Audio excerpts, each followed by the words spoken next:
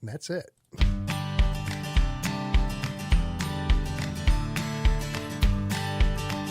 I could do without some more football blowouts or 6-3 scores. I'm telling you. And good morning and welcome to Nature Watch. Nature Watch is sponsored by Waddell's Nursery, Floral Garden, and Bird Center at the corner of 12th Street and Millam Road. And now your host of Nature Watch. I will not call him the Nature Boy, but, you know, a little Ric Flair for you on this last Saturday of 2024. Gary Miller's here. Good morning, sir. Good morning. It's actually a dark, cloudy morning out there. Those clouds are hanging low, rain drizzling down here and there. We need the rain, though. Yes. We definitely still need rain. I know it's rained some locations in the last day or two. We've got some good rain, but we still are low. Yeah. And we'll talk about that in a little while here. Yeah. Actually, some other weather factors, too, coming up here. So. Yeah, it is dark. 8:11 sunrise. Yes.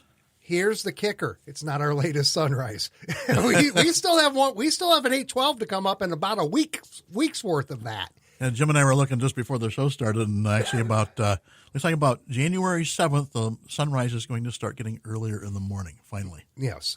But the sunset, though, is cooperating and helping out. By the time that we get off this 8:12 kick coming up, the sunset will be around 5:26, 5:27. So we're gaining slowly. Yes. But then after that, the gas pedal will be floored as we rifle it towards spring. Well, after a dark, cloudy day like it is starting out today, it's nice seeing that sunshine, though. It just makes a day-to-day a whole lot different. It tried to sneak in on me a couple of times yesterday. I had put my sunglasses away, and then a little peak came out. And if there's any glimmer of light, I put on my sunglasses. Trust me. Oh, it's today's like warm. On off. Today's warm enough. You can put those shorts on again. Stop. Up in the 50s. Stop. No. My white legs will show to no one. No. Well, you can't hide them in the snow, so I guess that would be good. So a little challenge out to listeners out there.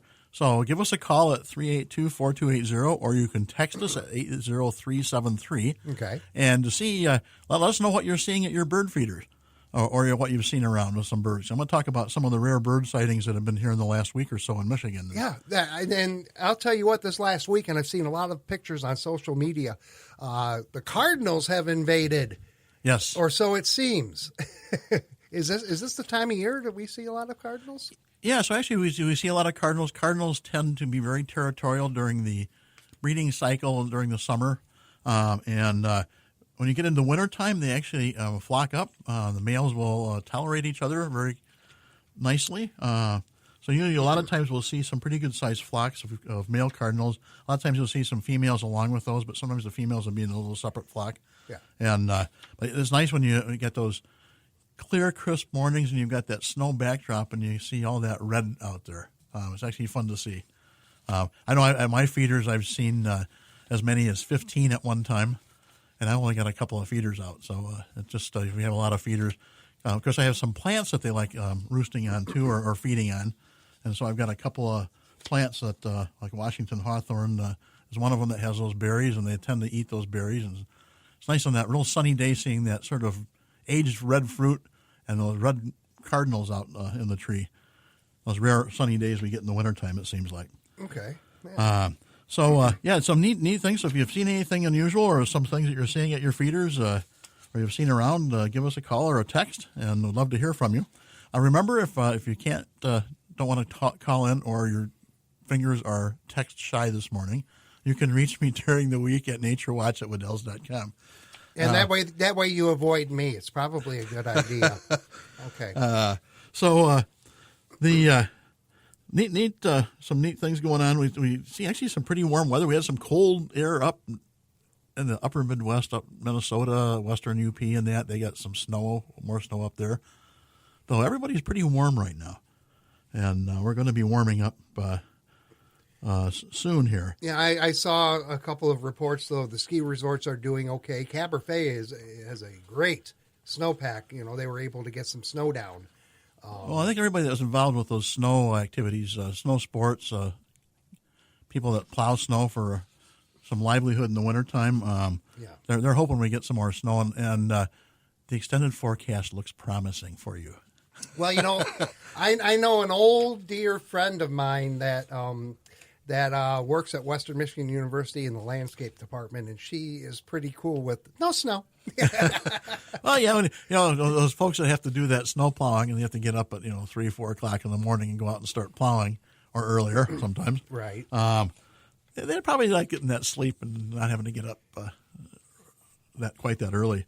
So some weather coming up. Not a lot of events coming up, so it gives you a chance to actually spend some time with your family. Watch your bird feeders and just relax. The Christmas bird count is still continuing on through the 5th of January. So if you haven't checked that out, check out that the locations near you at Audubon.com or just Google Christmas bird count, and it'll take you to the local count areas and the coordinator for those count areas. A little tidbit I saw on Michigan Storm Chasers. Michigan has an annual average of 16 tornadoes each year. 16 of them. Yeah. And in 2024, we've had 16 in Michigan. You think so far. 2024 isn't over, and we have had tornadoes in December before. But we normally don't have one plowing through the city of Portage either. So there's that to hang your hat on, I guess. So, and the next chance for snow is, according to Michigan Storm Chasers, and actually every forecast I've seen is next year. So, wait till next year for snow. Not that that's very far away. Okay. Jim just rolled his eyes at me. Okay. And I think this summer might be a little rocky. We might clip that 16 number. Yeah, it might be. That weather is going to be weird. So, actually, in the some little data on the drought status. Even with this rain that we're getting, we are still on the dry side most places in Michigan. The good chunk of the Upper Peninsula had enough moisture that they've been taken out of the drought altogether. Western UP and extreme southeastern UP, and then almost all of the Lower Peninsula are still in the abnormally dry or even severe drought conditions. And that's going to be probably continuing for a while until we start getting some more precipitation. Yeah. We need if it's going to stay warm, a good soaking day-long rain would not hurt. This on and off drizzle, mist. Yeah, it's miserable. You think it's wet. It's not. It doesn't really help. Yeah, it just I get a little bit of moisture there, but it isn't very significant. Temperatures look like they're going to stay above normal at least through the first of the year. Shortly after that, though, we're going to go back to about normal temperatures. And about January 10th or so, we're going to start going back even colder. There's a good chance of being much below normal temperatures. And actually some much above precipitation. So if you're waiting for that winter weather for skiing or some snowshoeing, or you enjoy shoveling. I'm sure there's a few people out there that enjoy doing that. Yeah. Very few, but there are probably some. Yeah. Some make a living on it too. Well, yes, right. Yes. Wait till about the middle of January. I think you might be very pleasantly surprised. At least if the forecasts hold true so far. And of course, do you believe anything that's a week out? Well, it's getting better. They are getting much better at being able to long-term forecast. Yeah, the computer models that they use. Every year's data, the models keep getting better and better. The one factor that they still have trouble with is the lake effect. Those computer models just that throws a big curve in what they're predicting. Lake effect's going to fall wherever it feels like falling. And we're always going to have lake effect. So I did look ahead though, and Gary was talking about it cooling off. It is going to cool off. But we're not going to get a really stiff Arctic blast, though. We're talking high temperatures in the 20s. Yeah, at so the not real worst. Cold. Yeah. That's not really a cold snap. That's just a normal Michigan winter. It's a little below normal, but not much. Yeah. It's seasonal. Yeah, seasonal, just below seasonal, yes. Yeah. So a little challenge out there. I haven't had anybody calling yet about what they've seen with birds, et cetera, out there. But Maybe we'll throw the trivia out there and see maybe get some calls generated from that. There you go, 382-4280-269 area code, or if you're out of the area and you have a landline, 877-382-4280. There are people that still have landlines, I'm telling you, and you can tell when they call. Yes. Because it's clear and they're right there. Anyway. And they can text. But not for the trivia question. True, we want to talk to them on the trivia question. Yeah, 382-4280. First correct answer to Gary's trivia question will win a $20 gift card to Widdell's. And Gary. So my trivia question today is, what occurred in the U.S. on Christmas Eve, just a few days ago, regarding the status of an animal? And it was something very significant. It was in the news all over. And I don't want to actually give much more detail on it because it's going to give the answer away. So something occurred in the U.S. on Christmas Eve. I'll say it was a legal action. Let me say that much. Okay. That changed the status of an animal in the U.S. If you're looking to phone a friend and that friend is me, I have no clue. So I can't help you. Well, we'll see. 382-4280. Who has an answer to this We'll see question? who has the answer to that. Why don't you read the question again? Yeah, so what occurred in the U.S. on Christmas Eve, just a few days ago, and it was actually a legal action that regarding the status, changed the status of an animal. Okay. Good morning, WKZO. Who's this? Hey, this is Joel Greisinga. Joel, how you doing this morning? I'm good. How are you doing? I'm doing Good. well. Did you have a good Christmas? It was very nice. How about you? Fantastic. I had a great Christmas, too. Yeah, no complaints here. Okay, what's your answer, sir? The answer is Congress passed that the bald eagle is now the official bird. It was never formally declared until now. Correct. Yes! Yeah. See, first caller. Jim was worried about that. First caller. No, I just couldn't help out, but, I didn't know the answer, but in the long run of things, So actually interesting. On Congress passed the bill, and on Christmas Eve, President Biden signed it into law that amends Title 36 of the United States Code to declare the bald eagle the U.S. national bird after almost 250 years serving as the national symbol. But it was never really formally designated the national bird. And it joins the bison as the national mammal and the oak tree as the national tree. But that formal action helps add a little more extra protection, though eagles have been protected since the 1940s. Okay. But, hey, Joel, before I put you on hold, do you have a bird feeder, or have you seen any birds that you want to make note of? I actually live in Illinois, but I'm here for the holidays. Well, go for it. Go ahead. And, we don't have anything out right now, but in the past we would get a lot of cardinals in the winter with the kind of the black sunflower seeds. Yeah. Oh, yeah. Black oil's a they're always fantastic nice to watch. Yeah, I made mention about Cardinals being around here. Me being a Cubs fan, that's not good. But anyway, different Cardinals. So now's a great time. Even though we don't have that snow cover, and you always think, oh gosh, I need to make sure I got my bird feeders full with snow cover. Now's a fantastic time to put it out because remember we had a very long, warm fall, and those migratory birds actually have eaten a lot of the food sources that we typically would have available for the birds for the winter, because they stuck around a lot longer. So we're, need to make sure you get those feeders out there so we have help keep those birds in the area and keep them replenished. There you go. Okay, Joel, can you hold on the line for a moment and I can get some information to you from you and get this gift card sent out? Yeah, of course. Okay, cool. Thank you. Congratulations. And we will be back with more Nature Watch after this on WKZO. Wild birds count on you for their meals this time of year, and Widdell's is where you'll find the best selection of bird feeding supplies. Be sure to provide quality food, plenty of water, and shelter to help birds survive the winter weather. For the extra energy they need right now, suet is a great high-protein source. This week, get Woodpecker's Choice Suet. The case of 8 is on sale for $13.98. You save $3. Attracting a wide variety of wild birds is easy with Widdell's Elite Wild Bird Seed Blend. The 20-pound bag is now just $15.98, or get the 40-pound bag for only $28.98. Also on sale at Widdell's, the 50-pound bag of black oil sunflower seed for $21.98. To attract cardinals, try safflower seed. Both sizes are on sale. The 10-pound bag for $13.98 or get the 50-pound bag for only $60.98. Waddell's Garden Center, celebrating 78 years serving the Kalamazoo area. Located on Texas Drive at the corner of Millam and 12th Street.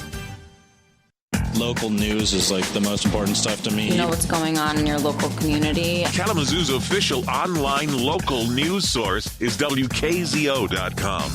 Cloudy, 50 in Kalamazoo at 8:46. Nature Watch continues. I'm Jim. He's Gary.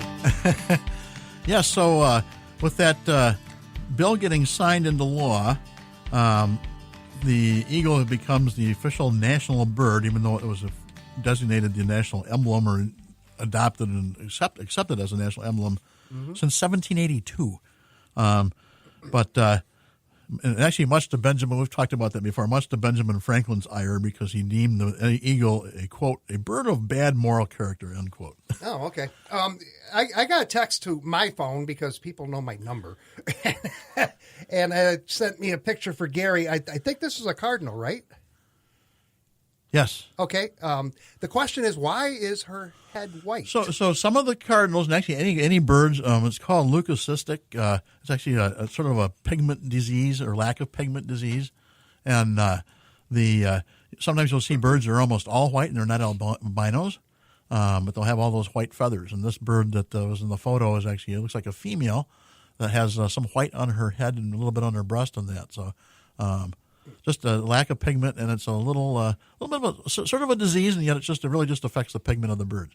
Quick story. I was working at another radio station outside of this group years ago, and I did a contest on air, and someone called my cell phone. I just oh boy. Here I am, microphone's wide open. I'm trying to sell the contest, and AC/DC's Back in Black starts blasting out in the background. I had Back in Black as my ringtone then, but you know. So the bald eagle was actually on the endangered species list until 1995, and then it went to the threatened list, and it was removed from that in 2007. The population has greatly increased, so they took that off the threatened list.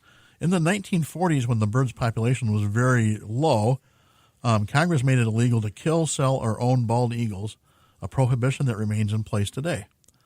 Harming a bald eagle, its nest, or eggs are also illegal. So something to keep in mind. I don't know why you would want to harm an eagle, but it is illegal to do that. So some rare bird sightings. So we don't see bald eagles. I actually saw somebody posted some photos that they had of a bald eagle in the area here in Southwest Michigan. Mm-hmm. You get some of them that winter here. Usually, a lot of birds will stay around as long as there's some open water. And I was looking at the rare bird list yesterday to see what was around southwestern Michigan. A lot of waterfowl, the greater white-fronted goose, the snow goose, the cackling goose. So the cackling goose looks a lot like a Canada goose, so you need to pay close attention. Its legs are almost orangey red, different color than the Canada goose. Harlequin duck, and so those are all waterfowl. There's a lot of open water now, mostly open. If you have a chance, if you're near a body of water or go to a park near a body of water, take your binoculars. You might be able to see some unique waterfowl. And these are all confirmed sightings. There's also confirmed sighting of a golden eagle, which is bigger than a bald eagle. And golden eagles are native around here, but you don't see them as often. So that would be something you could see. Something unusual that we usually don't see here, the Eurasian collared dove. That's a sort of a little out of its normal range quite a bit. The ash-throated flycatcher and the ruby-crowned kinglet. None of those are typically here. They might migrate through a little bit, but some of those are on the West Coast birds, and they're just way out of their element. Probably due to some storms here and there this last year. So get those binoculars out, keep feeding, put that bird feed in the feeders, and you might be able to see some unusual birds out there. 382-4280. If you're noticing something around your bird feeder or any different birds that have come by this late in the season, I kind of want to shift gears for a moment. I saw a couple of reports as far as the deer hunting season went. Yes. That way down in numbers. And even when the DNR encouraged hunters to take more females, way down. Yeah, not as many people are hunting. And then I know we've had a few locations that they've had disease with the deer, which has taken the population down. A lot of other factors too, but one of the factors that affects those diseases that affect deer or any other animal is when you have high populations, you tend to have more disease activity. And so another reason to keep those deer population and try to keep things in balance a little better. But yeah, there's not as many people hunting, and there's still a lot of deer out there. Yeah. I can't shoot Bambi, never will. I can't shoot a gun. It's just the way it is. But I rely on others to supply me venison, and it's just not working out. But, oh well. So it's been a while since I've hunted. I usually didn't have time in recent years. And when I did have time, it was usually cold out, and my knees didn't like that too well. They tend to get a little stiff and cold, and it wasn't fun anymore. And I'm too much of a purist to sit in the heated blind, so I rely on everybody else to hunt. Oh, you have two old men talking about bad knees on a nature show. Attaboy. So Joe mentioned that they've used black oil sunflower for their bird feeder, and that's actually a fantastic bird food to put out because most birds will eat black oil sunflower. Oh, okay. If you want one food to put out some black oil sunflower. It can either be in the shell or out of the shell. Some people don't like those shells all over. I actually mix a 50-pound bag of black oil with a 40-pound bag of the Elite bird mix that Waddell's has. And that also has, the Elite has a lot of black oil in it. So I have mostly black oil in my bird seed. Oh. And I don't get a lot of hulls on the ground. There's a little bit there. I will admit there's some of it, but I know what's left of a farmyard, so I really don't care about the hulls. But I don't get a big hull mess underneath my feeders. And but birds will take those. It's nice having them in the shell sometimes because you get those birds, a lot of those birds that will cache food for later. Blue jays are notorious for that. Chickadees especially will take that. Nuthatches, they'll all tuck those little seeds in behind little pieces of bark, somewhat loose bark on trees and that. I remember reading quite a few years ago that chickadees, they've done some studies, chickadees could remember as many as 1,500 locations where they've stored seed. What? and so I always tell people, if you call somebody a bird brain, it's a compliment. I can't remember. I couldn't remember 1,500 locations where I put some food. I can't remember 5 locations. What are you talking about? So so the birds have a very good memory. They don't always get all of them. That's true of any of the seeds that get stored. Squirrels are the same thing with acorns and nuts, hickory nuts. They don't dig up all of those, so some of them end up germinating and becoming trees, or they can become plants that the birds have stored. But and sometimes some other critters like mice and some of those other little rodents will find some of that other seed. But it's still interesting that birds will remember all those locations. Wow. So if you get some good, you get a little bit of a mix because some of that smaller seed, you get a few other birds, but the black oil sunflower is really hard to beat. Finches and that finch family really like that Niger or thistle seed. That works fantastic for those birds. You can put them in a little different feeder with a little narrow opening so you don't get the like the blue jays, and so if you get those starlings that come in periodically or when they start migrating a little later in the season here, that they don't clean your feeders out. And it's pretty hard for squirrels to get to that thistle seed also. If you have a problem with squirrels, and everybody at some point or other seems like they have that squirrel that discovers their feeder or feeders, and it becomes entertaining to watch them trying to get to the feeder. So I always look at it as being a challenge for me to try to outsmart a squirrel. Sometimes I succeed and sometimes not. But it's fun to watch them because if you can make it challenging for them to try to get to the feeder, or sometimes you just give up and say, okay, I'm going to feed the squirrels too, and put some ears of corn out there. There's some fun squirrel feeders you can put out there. I know we've got several neat ones. There's almost like a little Ferris wheel with a spot for 4 ears of corn. There's one on a bungee. So make it a little entertaining. And if you start feeding the squirrels away from your bird feeders, well, most times you can keep them away from affecting those feeders. And if you still have a problem, a good substitute for black oil sunflower is safflower seed. Squirrels do not like the taste of safflower seed. And so that's something you can put out there to mix it up a little bit. Sometimes with like squirrels and that, if you let your feeder go empty for a day or two, the birds aren't going to die from starvation. Maybe they get that squirrel, like, oh gosh, there's no food here, I'm going to go somewhere else, and get that squirrel, goes somewhere else, and you can get the birds start feeding him again. Suet is another great food to put out for birds, especially like the nuthatches, the woodpeckers. The flickers, they all like that suet because there's a lot of higher energy, but most birds will eat some suet. And they get a lot of energy from that suet.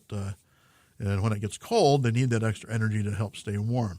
So a lot of times they'll fluff their feathers up, and they like it's nice having evergreen trees and or large shrubs around that they can get and roost in at night to keep warm when it does get cold. They sometimes you can put a little roosting pouch. I know we've got some neat roosting pouches at Waddell's that you can put out, and birds will actually hover together in those pouches to stay warm. So different species sometimes. When it gets really cold, birds will get together and get that group effort and that group body heat to help stay warm. But when they fluff their feathers up, they got that great insulation with that air, and so they can withstand some really cold temperatures. Okay. Apparently everybody's watching their bird feeders and got so enamored they forgot to call or text in. Okay, well, here's a quick one right here. He says, hi, guys. I'm being bugged by a peregrine falcon in the town of Vicksburg. Of course, my birds are mostly nowhere to be found now. Pulled feeders down, filling log feeders, getting mostly a red-bellied woodpecker now. He is quite large. And have a good weekend. Yes, yeah. So that when you get those birds of prey around, the first time I had a hawk take a bird from my bird feeder, I was like, oh no! And then I started laughing. I said, well, it is a bird feeder, and those birds of prey are birds also. You can always tell when those hawks and that get in the area. So you may, with all the feeders around, I'm sure that falcon will move around, and you should get some birds back at your feeder soon. Okay, that was Gloria, by the way, texting in from Vicksburg. Thank you for that. We do appreciate it. Last show of 2024, 2025, right around the corner. Oh, my goodness. Well, see you until next year. Yeah. Yeah. Had to say that. Okay, I'll let you do the comedy today, okay? Gary, you have a great celebration, and are you working today? No, actually, I'm spending some time with my family, so that's why I mentioned text me during the week, naturewatch at Waddells.com if you have anything you want to ask about or something you see. Call in. We'd love to hear from you. Text in during the show. Yeah. Watch your feeders this next week and see if you see anything unusual as far as some rare birds. I'd love to hear from you. And we'll bring it back up again next Saturday. How about that? Yes. Thank you, and thank you for listening to this edition of Nature Watch. Tune in each Saturday at 8:30 for Nature Watch, brought to you by Waddell's Nursery, Floral Garden, and Bird Center at the corner of 12th Street and Millam Road. American Outdoors Radio is next after CBS and local news on WKZO.